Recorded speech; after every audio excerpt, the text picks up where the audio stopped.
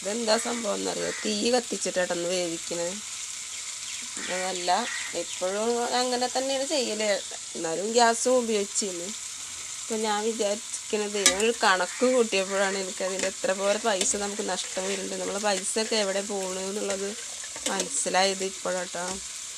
കാരണം ഒരു വർഷത്തേക്ക് നമ്മൾ 1000 രൂപയുടെ വിറക് വാങ്ങി, 1000 രൂപയുടെ ചകിരി വാങ്ങി, കുറച്ച് ഓലയും കൂടി ഒരു മഴ കൊള്ളാത്തോടത്ത് എടുത്ത് വെച്ചാൽ നമുക്കൊരു വർഷത്തേക്കായി. ഒരു 2 കുട്ടികളും ഒരു അച്ഛനമ്മ അല്ലെങ്കിൽ ഉമ്മയും ബാപ്പി ഉള്ള ആൾക്കാർക്ക് അത് ഇഷ്ടം പോലെ ഉണ്ടാവും.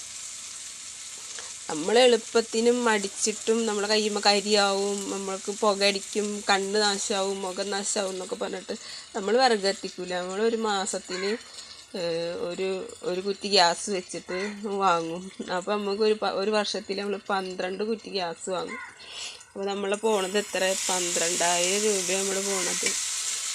അപ്പോൾ നമ്മൾ ഈ 2000 രൂപയോട് നടക്കേണ്ട കാര്യം നമ്മൾ 12,000 രൂപ ചിലവാക്കിയിട്ടാണ് നടത്തുന്നത്. അതുകൊണ്ടാണ് നമ്മൾ പൈസ ഒന്നും കാണാത്തത്. നമ്മൾ എത്ര അധ്വാനിച്ചാലും നമ്മുടെ അടുത്തൊന്നും ഇല്ലാണ്ടാവണതും നമുക്ക് എന്തെങ്കിലും അത്യാവശ്യം വരുമ്പോൾ ഇല്ലാത്തതും.